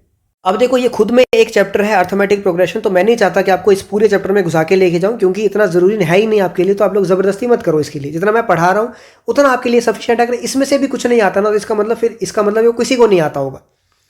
ठीक है, क्योंकि मैं गारंटी लेके ये चलता हूँ कि मुझे पता है, मैंने सारा एनसीईआरटी से कवर किया है। जब मैंने सारा एनसीईआरटी से आपको एक एक चीज़ कवर कर ली, अगर इसके बाहर भी कुछ आता तो इसका मतलब वो किसी को नहीं आता होगा, फिर वो आपका मेरिट डिसाइड नहीं करेगा। वो हाँ, वो ऐसा होगा फिर वो अब देखते हो ना कई बार कि पहला बच्चा गया 95, दूसरा आ गया 93, तीसरा आ गया आपका 89, चौथा आ गया आपका सीधा 78, फिर आपके आते जाते हैं 77 पॉइंट समथिंग, 76 पॉइंट समथिंग, 73, 74, 71, ऐसे चलते जाते हैं, फिर क्लोज आते जाते हैं। तो ये जो 5, 7, 10 बच्चे जो ऊपर होते हैं ना, वो वही कर पाते हैं, और वो मेरिट डिसाइड नहीं करते। उन 5, 7 बच्चों से मेरिट डिसाइड नहीं होता, मेरिट इन बच्चों से डिसाइड होता है यहाँ पे। तो तब आपको ये छोड़ के आ जाना है। ठीक है, अब ध्यान से सुनो, इसमें और एक क्वेश्चन क्या बन सकता है, क्योंकि मैंने आपको सम वाला एक फार्मूला बताया था, SN equals to n/2 a plus an। ठीक है, या फिर मैंने बोला था इसको आप ऐसे भी लिख सकते हो, n/2 twice of a plus n minus 1 into D. अब आपको कई बार क्या होगा, एक सीक्वेंस दे दी जाएगी, हो सकता है आपको सीक्वेंस दे दी जाए। जैसे मैंने बोला कि मुझे पूछा गया है sum of first 22 terms of एक सीक्वेंस दी है मुझे, जो है सीक्वेंस 8, 3, -2, ऐसा करते करते मेरे पास एक सीक्वेंस है जिसमें मुझे बोला गया पहले 22 टर्म्स का क्या निकालो, सम निकालो। तो मुझे सम का फार्मूला याद है, सम का फार्मूला मेरे पास क्या है, SN equals to n/2। n मतलब कितने नंबर ऑफ टर्म्स है, 22 टर्म्स बोला है, तो मतलब 22/2। उसके बाद ट्वाइस ऑफ ए कितना है, ए मतलब फर्स्ट टर्म, तो फर्स्ट टर्म क्या है सीक्वेंस की 8 है, प्लस n-1 मतलब 22 माइनस 1 मतलब 21 इंटू डी क्या होता है, कॉमन डिफरेंस मतलब second term minus first term. तो 3 माइनस 8 कितना हो जाएगा, -5। तो डी कितना आ जाएगा, -5। -3 क्यों लिखा, -5। ठीक है, तो यहां से काटूंगा तो कितना आ जाएगा, 11। उसके बाद यहाँ पे कितना बचेगा, 8 इंटू 2 16 माइनस 10, तो यहाँ पे कितना बच जाएगा, यहाँ पे बनेगा, एक सेकंड, मैंने गलती तो नहीं की कहीं पे, एक बार देख लो जरा। हाँ मैंने गलती की, क्यों, क्योंकि ये 21 था ना यहाँ पे, तो मैं इसको ब्रैकेट में ही ले गया, यहाँ पे 21 था, ठीक है, तो ये 10 2 नहीं है सिर्फ, तो 21 इंटू 5 अगर मैं करूँगा तो कितना होता है मेरे पास 105, तो 16 माइनस 105, तो ये आ जाएगा 11 इंटू माइनस 89, इसको मैं अगर मल्टीप्लाई करूंगा तो आएगा माइनस 979। ये सारा एनसीईआरटी से है, सब कुछ आप चाहो तो आप खुद जाके वहां से पढ़ सकते हो, अगर आपको समझ आता है सारा। तो अगर आपको पता चल पाता है कि 10 चैप्टर में 10 पेजेस में से मुझे कौन सा एक क्वेश्चन सेलेक्ट करना है कि आपको समझ आए, तो आप वहां से जाके पढ़ सकते हो, कोई इशू नहीं है, मुझे जरूरी नहीं है कि आपको यही लेक्चर देखना है, ठीक है। तो ये आपको समझ आ गया कि इस तरह से भी आपका क्वेश्चन बन सकता है कि आपको 4 ऑप्शन दे दिए जाएंगे, आपको बोल दिया जाएगा सम ऑफ फर्स्ट 22 टर्म्स, आपको 4 ऑप्शन दे दिए जाएंगे, उसमें से एक ऑप्शन आपका माइनस 979 होगा, तो आपको फॉर्मूला यूज करके उसका सम निकाल के आपको वो आंसर देना होगा। आई होप आपको ये क्लैरिटी हुई होगी, इससे ज़्यादा मैं आपको एपी में क्वेश्चन में नहीं लेके जाऊंगा। ऐसे देखा जाए तो इसमें इतने क्वेश्चंस बनते हैं, इतने टाइप के क्वेश्चंस बनते हैं कि बहुत बच्चा कंफ्यूज होता है इस चैप्टर में, ये चैप्टर बच्चों को टफ लगता है 10th में, लेकिन मैं आपको इतना डीप लेके नहीं जाऊंगा क्योंकि जरूरत नहीं है। इसके बाद कुछ प्रॉपर्टीज इसकी देख लेते हैं, ताकि आपको प्रॉपर्टीज के बारे में अगर मतलब थ्योरी के बारे में कुछ क्वेश्चन पूछ लिया जाए मैच द फॉलोइंग में, तो वो आपका सही हो जाए। तो देखते हैं इसकी प्रॉपर्टीज। अब देखो प्रॉपर्टीज में क्या आ गया, ध्यान से सुनना। प्रॉपर्टीज के क्वेश्चन जो है वो कई बार पूछ लिए जाते हैं। प्रॉपर्टीज में क्या आ जाता है कि पहले तो सबसे पहले ये देखो कि अगर मेरे पास एक सीरीज है, इफ सीक्वेंस, सॉरी बार बार मैं भी सीरीज बोल रहा हूँ क्योंकि मुझे खुद ये आदत है, ठीक है। A1 A2 A3 जो है ये ऐसे करते करते सो ऑन AN तक, ये किस में है, अगर ये AP में है तो, ठीक है। और कॉमन डिफरेंस क्या है, विद कॉमन डिफरेंस कितना है D, अगर ये AP में है तो क्या होगा, A1 में कुछ ऐड कर दूं मैं या फिर सब्ट्रैक्ट कर दूं, मतलब A1 में मैंने कुछ K ऐड कर दिया, मान लो A2 में भी मैंने कुछ ऐड या सब्ट्रैक्ट कर दिया, A3 में भी मैंने कुछ ऐड या सब्ट्रैक्ट कर दिया, तो वो सारे भी क्या होंगे, AP में ही होंगे। अगर A1 A2 A3 AP में है तो A1 A2 A3 में अगर मैं कुछ सेम चीज़ ऐड कर दूं K, तो वो टर्म्स भी जो बनेंगी वो भी क्या बनेंगी, AP में ही बनेंगी, और उनका भी कॉमन डिफरेंस क्या आएगा, D ही आएगा। जैसे सर एग्जाम्पल के तौर पे हमको समझा दो, सर 1 2 3 जो है वो AP में है और कॉमन डिफरेंस इसका कितना है सर, 1 है। अगर मैं इन तीनों में कुछ ऐड कर दूं, मतलब 1 1 मैं तीनों में ऐड कर दूं, जब मैं तीनों में 1 1 ऐड कर दूंगा तो ये क्या बन जाएगा 2, ये क्या बन जाएगा 3, ये क्या बन जाएगा 4, तो क्या ये भी उसमें होंगे क्या, AP में? बिल्कुल सही, क्यों, क्योंकि इनमें भी डिफरेंस कितने का आ रहा है, 1 का आ रहा है, इसका मतलब ये भी AP में है और कॉमन डिफरेंस उसका वही रहेगा जो पहले वाले था। यही चीज़ मैंने आपको यहाँ पे बताई और ये इसके साथ मैंने आपको एग्जाम्पल भी दे दी। दूसरी चीज़ आपको मैं यहाँ पे ये बताने जा रहा हूँ, ध्यान से सुनना इसको भी, कि अगर मैं क्या कर दूं, A1 को किसी K से मल्टीप्लाई कर दूं, किसी टर्म से मल्टीप्लाई कर दूं, A2 को भी सिमिलर टर्म से मल्टीप्लाई कर दूं, A3 को भी सिमिलर टर्म से मल्टीप्लाई कर दूं, तो भी ये क्या होंगे, AP में होंगे, तो भी क्या होंगे, AP में होंगे। लेकिन इस केस में कॉमन डिफरेंस जो है वो KD के बराबर हो जाएगा। सर क्या मतलब हुआ इसका, हमें समझ नहीं आया सर, एग्जाम्पल से समझाओ। देखो ये मैंने आपको एक एग्जाम्पल ली थी कि 1 2 3 अगर क्या है उसमें AP में है, तो अगर मैं इसको किसी से मल्टीप्लाई कर देता हूं, मैं मान लो कि मैं 3 से मल्टीप्लाई कर दे रहा हूं सबको, तो जब मैं 3 से मल्टीप्लाई कर दे रहा हूं इन सबको, तो पहली टर्म क्या बन जाएगी 3, दूसरी 6, तीसरी 9, तो अब क्या ये AP में है, बिल्कुल है, लेकिन कॉमन डिफरेंस कितना है दोनों में, ये 3 का, इसमें 3 का। इसका मतलब अब जो कॉमन डिफरेंस बन जाएगा ना, वो पहले वाला जो कॉमन डिफरेंस था D1, उसको K से जिससे मैंने मल्टीप्लाई किया था, किससे मल्टीप्लाई किया था 3 से, तो अब ये कॉमन डिफरेंस मेरा ये बन जाएगा। समझ आया क्या बोला, कि अब भी ये AP में रहेंगी लेकिन सिर्फ कॉमन डिफरेंस जो है वो चेंज हो जाने वाला है, ठीक है। इतना समझ आपको आ चुका है, इतना समझ आ चुका है, तो आगे देखते हैं। अब यहाँ पे इसमें मैंने आपको 2 चीजें बताई, AN बताया किसके बराबर, A plus N minus 1 into D। अब यहाँ पे N की पावर क्या है, N की जो पावर है वो क्या है 1, N की पावर 1, मतलब ये कैसी इक्वेशन बनी, आपकी लीनियर इक्वेशन बनी। कैसी बनी, लीनियर इक्वेशन बनी। तो अगर आप कहीं पे ऐसा देखो कि किसी की nth टर्म अगर क्या बन रही है, लीनियर एक्सप्रेशन बन रहा है, किसी की nth टर्म का, ये nth टर्म है ना, अगर किसी की nth टर्म का, किसी सीक्वेंस की nth टर्म का अगर एक्सप्रेशन जो है वो लीनियर बन रहा है, तो वो सीक्वेंस क्या होगी, वो सीक्वेंस AP में होगी। ये चीज़ याद रखना, ये हो सकता है आपको उसमें मैच द फॉलोइंग में पूछ लिया जाए। और एक और फॉर्मूला मैंने आपको यहाँ पे बताया कि SN जो है वो होता है N/2 twice of A plus N minus 1 into D। अब जब मैं इसको सॉल्व करूंगा तो अब यहाँ पे खुद देखो, मुझे बताओ, ये N है, जब ये अंदर मल्टीप्लाई होगा यहाँ तो n ही रहेगा, जब यहाँ मल्टीप्लाई होगा तो n स्क्वायर बन जाएगा। जब n स्क्वायर बन जाएगा इसका मतलब यहाँ पे n की पावर क्या बन जाएगी, 2 बन जाएगी। इसका मतलब ये कैसी इक्वेशन बन जाएगी, ये क्वाड्रेटिक इक्वेशन बन जाएगी। बनेगी कि नहीं, ये क्या बनेगी, क्वाड्रेटिक इक्वेशन बनेगी। इसका मतलब अगर किसी का सम क्या बन रहा है, क्वाड्रेटिक एक्सप्रेशन बन रहा है, तो वो सीरीज भी, वो सीक्वेंस भी क्या होगी, एपी में होगी। अगर किसी सीक्वेंस का सम जो है वो क्वाड्रेटिक एक्सप्रेशन बन रहा है तो वो सीक्वेंस भी क्या होगी, एपी में होगी। ये चीज़ें याद रखना भैया, कोई नहीं आपको ये चीज़ें बताने वाला है, कोई नहीं पढ़ाएगा आपको ये चीज़ें। आप क्यों मेरे से रिक्वेस्ट कर रहे हो, क्योंकि आपको पता है कि आपको बाकियों से ये चीज़ें समझ नहीं आने वाली है। कोई भी आपको ये बेसिक टू एडवांस लेके नहीं जाएगा। कोई भी आपको क्या करेंगे, आपको मैट्रिक्स और डिटर्मिनेंट्स पढ़ाया, उसको पहला लेक्चर आपको पढ़ाएंगे, दूसरा लेक्चर आपको पढ़ाएंगे, बहुत अच्छे से पढ़ाएंगे, इतने अच्छे से पढ़ाएंगे कि जितना बच्चा होगा बोलेगा कि नहीं भैया आप ही हो पढ़ाने वाले। और तीसरा लेक्चर जो है वो चला जाएगा सीधा का सीधा पेड लेक्चर में, पेड बैच में। वो बच्चे फिर चलाते रहेंगे कि सर आपने ये वाला लेक्चर नहीं डाला, वो तीसरा लेक्चर कंटिन्यू नहीं किया। वो कंटिन्यू हो रहा होगा लेकिन पेड में, तो आपको जानबूझ के पेड में जाना पड़ेगा। क्यों, क्योंकि आपने 2 लेक्चर जो है वो देख लिए हुए हैं, 2 लेक्चर उन्होंने बहुत अच्छे से आपको पढ़ा लिया है। तो फ्री में तो आपको कंटेंट ये कोई नहीं देने वाला, आपको पैसे देके लेना है तो आप लोग ले सकते हो। इतना समझ आपको आ गया तो हमारा अर्थमेटिक प्रोग्रेशन जो है वो खत्म हो चुका है। उसके बाद मैं आगे अगर बढ़ूं तो आगे मेरे पास दूसरी चीज क्या आती है, दूसरी चीज आती है मेरे पास ज्योमेट्रिक प्रोग्रेशन। ठीक है, दूसरी चीज मेरे पास क्या आती है, ज्योमेट्रिक प्रोग्रेशन। इसको भी थोड़ा सा ध्यान से सुनना, ज्योमेट्रिक प्रोग्रेशन आती है। ठीक है, जैसे एपी था वैसे ही सिमिलर ये भी जीपी है। उसमें क्या था कि अब यहाँ पे एपी लिख लेता हूँ जरा, तो आपको थोड़ा सा डिफरेंस बताता हूँ। इसमें क्या होता है कि कॉमन डिफरेंस जो है वो दोनों का सेम होना चाहिए। ठीक है, दोनों का मतलब कि हर एक टर्म का डिफरेंस जो है वो क्या होना चाहिए, सेम होना चाहिए। यहाँ पे क्या होता है, यहाँ पे डिफरेंस ना होके यहाँ पे क्या होती है, रेशो। ठीक है, क्या होता है, यहाँ पे डिफरेंस ना होके क्या होती है, रेशो होती है। यहाँ पे हम बोलते हैं कॉमन डिफरेंस, यहाँ पे हम उसको बोलते हैं कॉमन रेशो बोलते हैं। क्या बोलते हैं, कॉमन रेशो बोलते हैं। जैसे कि सर हमको थोड़ी सी एग्जांपल दे दो सर, हमको समझ तो मतलब आ तो रहा है हमको समझ, लेकिन फिर भी अगर हमको एग्जांपल दे दोगे तो अच्छी तरह से समझ आने वाला है। तो ध्यान से सुनना। अब मैंने एक यहाँ पे आपके लिए एक सीक्वेंस ले ली, 2 4 8 16, ऐसे करते करते मैंने क्या ले लिया, आपके लिए एक सीक्वेंस ले ली। अब मुझे बताओ कि ये अर्थमेटिक सीक्वेंस है कि नहीं है। तो आप लोग क्या करोगे, आप लोग डिफरेंस चेक करोगे। आप करोगे सर सेकंड टर्म मतलब 4 माइनस 2 मैं करूंगा तो क्या आएगा, 2। सर यहाँ से तो मेरा डिफरेंस कितना आना है, 2। अगर मेरा सारा डिफरेंस 2 आता तो मतलब ये एपी में है। यहाँ से चेक करूंगा 8 में से 4 गए तो कितना आ गया, 4। यहाँ पे तो 4 आ गया। आगे मुझे चेक करने की जरूरत ही नहीं है। क्यों, क्योंकि मुझे पता चल चुका है कि यहाँ पे अगर डिफरेंस आ गया तो इसका मतलब ये कॉमन डिफरेंस नहीं है। जब कॉमन डिफरेंस नहीं है तो ये एपी नहीं हो सकता। दूसरा आप मुझे क्या चेक करना है, जीपी के लिए। जीपी के लिए मुझे क्या चेक करनी है, रेशो। रेशो मतलब second number divided by first number. Ratio कितनी आ गई इसकी, 2। उसके बाद मुझे third number divided by second number कितना आया, 2। Fourth number divided by third number कितना आया, 2। तो कॉमन रेशो आ रही है, रेशो सबकी क्या आ रही है, सेम। तो कॉमन रेशो आ रही है, इसका मतलब ये सीरीज किस में है, ज्योमेट्रिक प्रोग्रेशन में है। आई होप आपको ये समझ आ चुका होगा। कॉमन रेशो को रिप्रेजेंट करते हैं आर से, और यहाँ पे आर किसके बराबर आ गई, 2 के बराबर आ गई।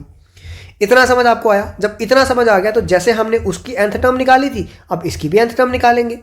उसका सम निकाला था, इसका भी सम निकालेंगे। उसके क्वेश्चंस किए थे, इसके भी क्वेश्चंस करेंगे। ठीक है, समझ आया आपको। तो आगे थोड़ा सा और बढ़ते हैं। सर इसका मतलब ये हुआ, इसकी पहली टर्म तो सबकी ए ही होती है, चाहे वो अर्थमेटिक प्रोग्रेशन हो चाहे ज्योमेट्रिक प्रोग्रेशन हो। पहली टर्म क्या होगी, ए। इसका मतलब सर पहली टर्म तो ए ही आ गई। सर दूसरी टर्म तक पहुंचने के लिए मुझे क्या करना पड़ा, जो पहली टर्म थी उसके साथ कॉमन रेशो को मल्टीप्लाई करना पड़ा। तो मैंने पहली टर्म के साथ जब कॉमन रेशो को मल्टीप्लाई किया तो सर मैं दूसरी टर्म पे पहुंच गया। बिल्कुल सही, बिल्कुल सही बोला आपने।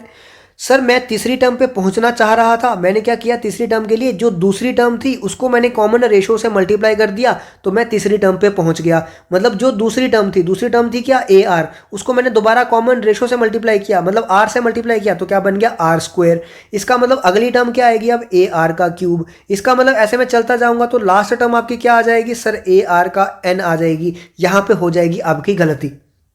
क्या हो जाएगी, यहां पे गलती हो जाएगी। क्यों सर, देखो सर मैं आपने देखो बच्चों, आप देखो ये फर्स्ट टर्म थी, क्या इसके साथ कोई आर आया, नहीं आया। ये सेकंड टर्म थी, क्या इसके साथ आर आया, कितनी बार, एक बार। ये थर्ड टर्म थी, इसके बाद इसके साथ आर कितनी बार आया, 2 बार। ये फोर्थ टर्म थी, इसके साथ आर कितनी बार आया, 4 बार। मतलब एक बार आर क्या आ रहा है, कम आ रहा है। इसका मतलब ये अगर nth टर्म है तो इसके बाद आर कितनी बार आएगा, n-1 टाइम्स आएगा। ये इसकी nth टर्म होगी।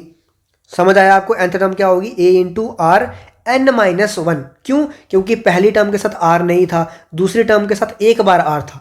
मतलब दूसरे में आर एक बार, तीसरे में आर 2 बार, चौथे में आर 3 बार, nth में आर n-1 बार, खत्म होगी कहानी। तो ये इसकी nth टर्म बन गई। तो कोई पूछे अगर कोई जीपी सीरीज है, मतलब ज्योमेट्रिक प्रोग्रेशन की सीरीज है, उसकी nth टर्म किसके बराबर होती है कि a इंटू आर की पावर n-1, ये क्या होगी, इसकी nth टर्म होगी।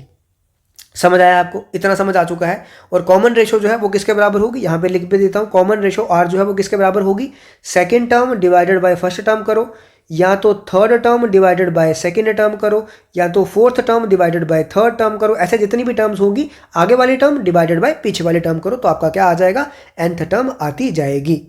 समझ आ गया आपको? इतना समझ आ गया तो थोड़ा सा और आगे चलो। इसी nth टर्म को जैसे मैंने आपको बोला था ना वहां पे, इसको कई बार लास्ट टर्म भी लिखा जाता है, तो इसको L भी लिखा जाएगा। कई बार ऐसा भी दिया होगा L equals to a into R की पावर n-1, तो घबराना मत कि ये L क्या नया आ गया, ये भी वही चीज है, ठीक है। अब जैसे हमने अर्थमेटिक प्रोग्रेशन में nth टर्म पढ़ने के बाद क्या पढ़ा था, सम पढ़ा था, यहाँ पे भी हम लोग सम पढ़ेंगे, लेकिन यहाँ पे मैं आपको वही इसका प्रूफ नहीं बताऊंगा क्योंकि इसका प्रूफ काफी लेंथी होता है। तो आपको ये रटना पड़ेगा, आपको याद रखना पड़ेगा इसमें nth टर्म का फॉर्मूला क्या है, a आर की पावर n-1 अपॉन आर की पावर r-1, और ये कब होता है, जब r जो है वो नॉट इक्वल्स टू 1 हो। क्योंकि r जब 1 हो गया, अब यहाँ देखो r अगर मैं 1 रख दूंगा तो 1 की पावर कुछ भी होगा क्या आएगा, 1 ही आएगा। -1, 1 - 1 क्या हो जाएगा, 0। यहाँ 1 रखूंगा तो 1 - 1 क्या हो जाएगा, 0। तो ये तो नॉट डिफाइंड हो जाएगा। तो इसका मतलब r इक्वल्स टू 1 के लिए ये फार्मूला नहीं आएगा। इसके लिए एक और फार्मूला है, जब r 1 के बराबर होगा, जब r इक्वल्स टू 1 है तो सम किसके बराबर आ जाएगा, directly n into a। n क्या है, नंबर ऑफ टर्म्स, a क्या है, फर्स्ट टर्म।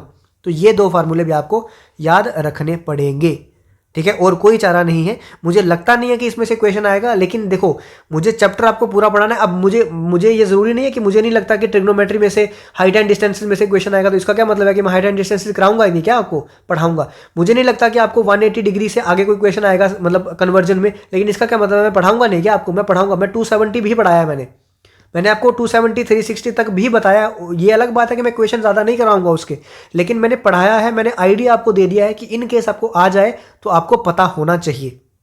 ये सारी चीज़ें आपकी एक जो कॉपी है, जो नोट्स हैं, अगर आप बना रहे हो तो बहुत अच्छा, नहीं बना रहे हो तो मेरे लिए तो और ज़्यादा अच्छा है कि आपको वीडियो दोबारा देखनी पड़ेगी, आप दोबारा देखोगे, ठीक है। मेरे लिए तो और ज़्यादा अच्छा है।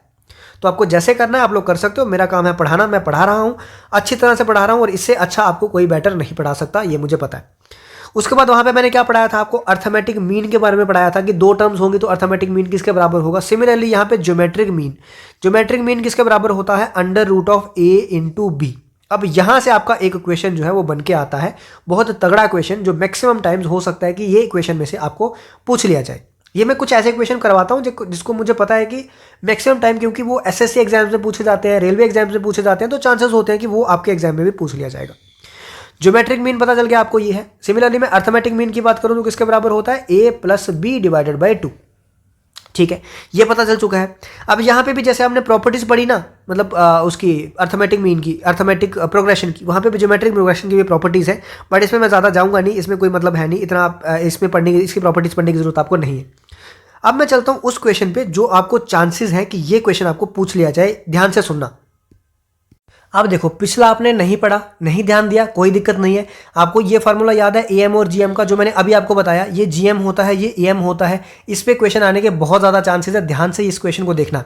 क्या बोला है, अर्थमेटिक मीन और ज्योमेट्रिक मीन दो नंबर्स का A और B का कितना दिया है, 10 और 8। मतलब अर्थमेटिक मीन किसके बराबर है, 8 के बराबर है, और अर्थमेटिक मीन होता किसके बराबर है, a + b डिवाइडेड बाई 2। इसका मतलब a + b डिवाइडेड बाई 2 की वैल्यू किसके बराबर दी है, 8 के बराबर दी है, ठीक है।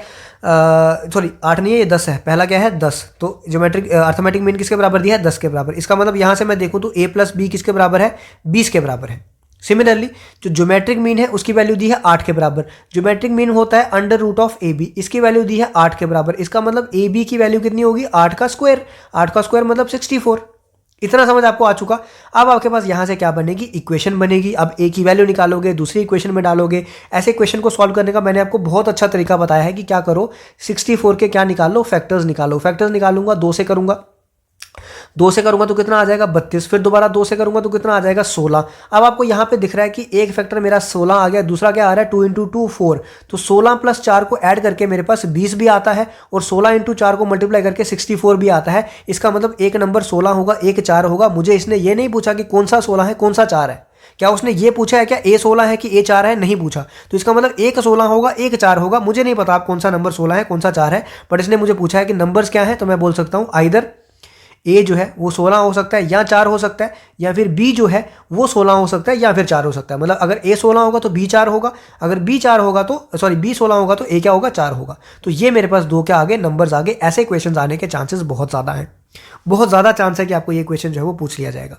ठीक है, ये हो गया। अब जैसे हमने अर्थमेटिक प्रोग्रेशन के कुछ क्वेश्चंस किए थे कि टर्म्स कैसे निकाले जाते हैं, वैसे मैं एक दो क्वेश्चन आपको ज्योमेट्रिक प्रोग्रेशन के भी करा देता हूँ, ताकि आप ये ना बोलो कि आपने पढ़ाया नहीं था हमको ये ज्योमेट्रिक प्रोग्रेशन का। ठीक है, अब ध्यान से सुनो, मैंने एक सीरीज दी आपको, ठीक है, ज्योमेट्रिक प्रोग्रेशन की एक सीरीज दी। मैंने सीरीज दे दी आपको 5, 25, 125। ठीक है, ये सीरीज दे दी। अब पहले तो चेक करोगे ये ज्योमेट्रिक प्रोग्रेशन में है कि नहीं। आप क्या करोगे? रेशो निकालोगे। 25/5 करूंगा तो 5 आएगा, 125/25 करूंगा तो 5 आ जाएगा। यहाँ पे आपको समझ आ गई कॉमन रेशो क्या आ रही है? सेम आ रही है। इसका मतलब ये ज्योमेट्रिक प्रोग्रेशन में है। अब पूछा मुझे क्या गया है? मुझे पूछा गया है कि 10th टर्म निकालो। क्या निकालो? 10th टर्म निकालो। तो अब मुझे पता है 10th टर्म मतलब a10। मुझे पता है कि इसकी कॉमन टर्म है a इंटू आर की पावर n-1 होता है। तो a10 किसके बराबर होगा? a इंटू आर की पावर 10-1, मतलब a इंटू आर की पावर 9। तो a कितना है मेरे पास? 5 है। r कितना है मेरे पास? 5 ही है। कॉमन रेशो की पावर 9, मतलब 5 इंटू 5 की पावर 9, मतलब 5 की पावर 10 क्या आ जाएगा? इसका आंसर आ जाएगा, जो कि इसकी 10th टर्म होगी। सिमिलरली मुझे पूछा जाएगा अगर nth टर्म किसके बराबर होगी, तो nth टर्म मतलब फर्स्ट टर्म इंटू आर की पावर n-1। तो ये आ जाएगी a कितना था? 5 इंटू आर की पावर n-1। आर कितना था? 5 ही था, तो 5 इंटू 5 की पावर n-1 इसका आंसर आ जाएगा। और जो ये 5 की पावर 1 है, मल्टीप्लिकेशन में अगर पावर सेम होती है तो ये ऐड हो जाती है, तो इसका क्या आ जाएगा? 5 की पावर n, इसका क्या आ जाएगा? आंसर आ जाएगा। तो ये चीज़ें जो हैं आपको पूछी जा सकती हैं किसी भी वक्त, आपको ये 10th term, 11th term, 12th term, 13th term. लेकिन आपको पहले देखना है कि सीरीज किस में है, ज्योमेट्रिक प्रोग्रेशन में है कि अर्थमेटिक प्रोग्रेशन में है। अगर अर्थमेटिक में है तो फिर अर्थमेटिक का फॉर्मूला लगाना है, अगर ज्योमेट्रिक में है तो ज्योमेट्रिक का फॉर्मूला लगाना है, ज्योमेट्रिक में है तो सम पूछा है तो उसका फॉर्मूला लगाना है। ये सारी चीज़ें आपको पता होनी चाहिए। अर्थमेटिक मीन क्या है, ज्योमेट्रिक मीन क्या है, ये सारी चीज़ें मैंने बहुत अच्छे से आपको बता दी। ये आपके पास सम का फॉर्मूला है, ये आपके पास nth टर्म का फॉर्मूला है, इसको L भी बोलते हैं, ये भी मैंने आपको बता दिया। कॉमन रेशो क्या होता है, कॉमन डिफरेंस क्या होता है, उसके बाद इसकी प्रॉपर्टीज भी मैंने बताई थी आपको अर्थमेटिक प्रोग्रेशन की। इसकी पढ़ने की जरूरत नहीं है ज्योमेट्रिक प्रोग्रेशन की, ये नहीं पूछी जाती कहीं पे भी। उसके बाद मैंने आपको इसकी टर्म्स बता दी कि टर्म्स पूछी जाएंगी तो क्या होगा, nth टर्म कैसे निकाली जाती है, कोई पर्टिकुलर टर्म पूछी जाए तो कैसे निकाला जाता है। उसके बाद होता क्या है, सारी चीज़ें कैसे चेक करते हैं, अर्थमेटिक मीन के बारे में बता दिया, सम बता दिया, इसका कॉमन डिफरेंस बता दिया। उसके बाद ऊपर आपको सीरीज सीक्वेंस का डिफरेंस बता दिया, किसको फर्स्ट टर्म बोलते हैं, फिबोनाची सीरीज क्या होती है। ये सारी चीज़ें मैंने आपको जो है वो क्लियर कर दी है। एक और चीज़ मैं आप यहाँ पे ऐड करना चाह रहा हूँ कि अर्थमेटिक मीन और ज्योमेट्रिक मीन में कई बार आपको ये पूछ लिया जाएगा कि अर्थमेटिक मीन और ज्योमेट्रिक मीन में क्या रिलेशन है। तो रिलेशन क्या है? Arithmetic mean is always greater than equals to geometric mean. ठीक है, ये चीज़ आप लोग याद रखना।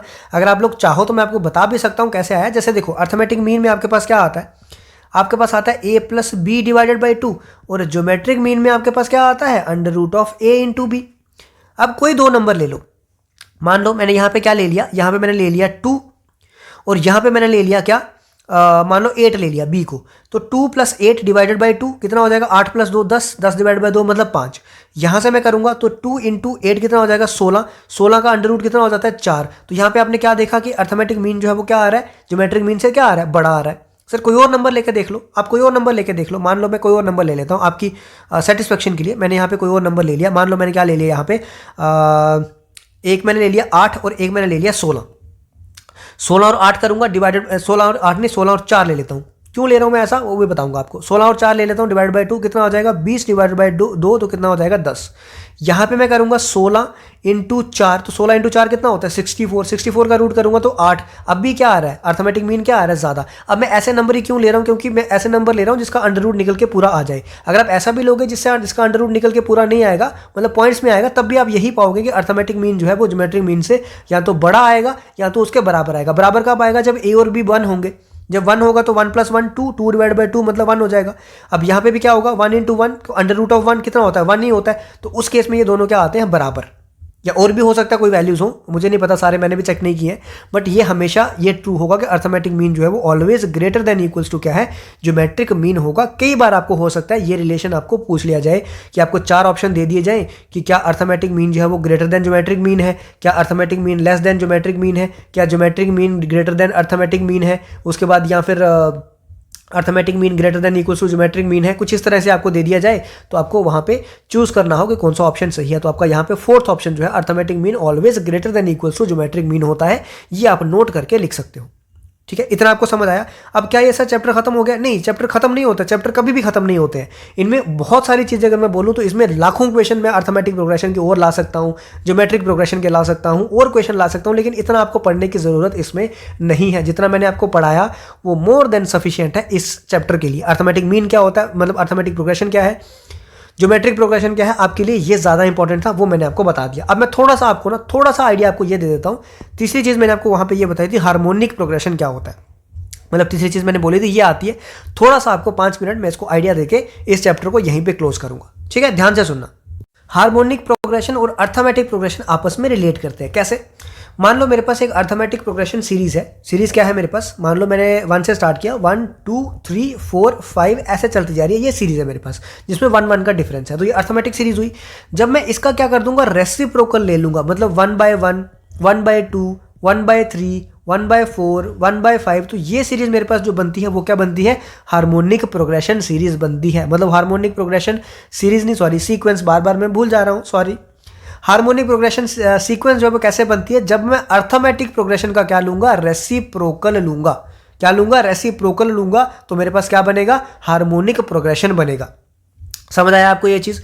अब देखो जो फॉर्मूले आपके इसके थे अर्थमेटिक प्रोग्रेशन के, वही फॉर्मूले आपके कहाँ आएंगे, इसमें भी आएंगे। जैसे आपकी nth टर्म क्या थी, वहां पे nth टर्म थी a plus n-1 into D. यहाँ पे क्या आ जाएगी nth टर्म, अब आपकी यहाँ पे आ जाएगी nth टर्म, इसका उल्टा रिवर्स, मतलब 1 plus 1 by a plus n-1 into D. ये आ जाएगी किस केस में, हार्मोनिक प्रोग्रेशन के केस में।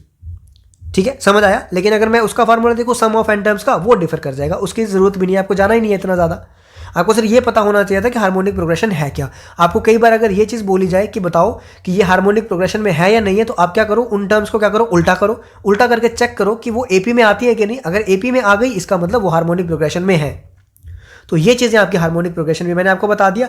आई होप आपको चैप्टर जो है वो क्लियर हुआ होगा। कोई इसमें अगर डाउट होता है तो आप मुझे कमेंट सेक्शन में जो है वो लिख के बता सकते हो। और इसके जो नोट्स आपको अगर चाहिए होंगे, पीडीएफ चाहिए होगी, तो आप टेलीग्राम लिंक जो है वो ज्वाइन कर लेना, जिसका लिंक जो है जिसका डिस्क्रिप्शन में आपको मिल जाएगा, वहाँ से आप ज्वाइन कर लेना। वहाँ पे आप जाके मुझे बोल देना कि सर मुझे पीडीएफ चाहिए सीक्वेंस एंड सीरीज़ के, तो मैं आपको वहाँ पे अपलोड कर दूंगा। ठीक है, तो आशा करता हूँ आपको समझ आया होगा। आज के लिए इतना ही रखूंगा मैं। और कोई आपको लगेगा कोई कि चैप्टर आपका छूटा हुआ है, कोई आपको लगेगा कोई टॉपिक है कि मुझे पढ़ाना है, तो मैं वो भी टॉपिक आपको पढ़ा दूंगा। आपकी डिमांड होनी चाहिए बस। ये एक चैप्टर बचा था, तो आप देखो ना देखो मर्जी आपकी है, क्योंकि बचा था तो मैं चाहता नहीं कि बाद में बच्चा बोले कि सर आपने कराया नहीं था, तो मैंने आपको वो कंप्लीट करा दिया। ठीक है, आज के लिए मैं इतना ही रखता हूँ। बाकी अगर आप मैथ्स हमारे साथ पढ़ना चाहते हो, आपको पता है कि सारी प्लेलिस्ट हमारी बनी हुई है, आप वहाँ से जाके देख सकते हो।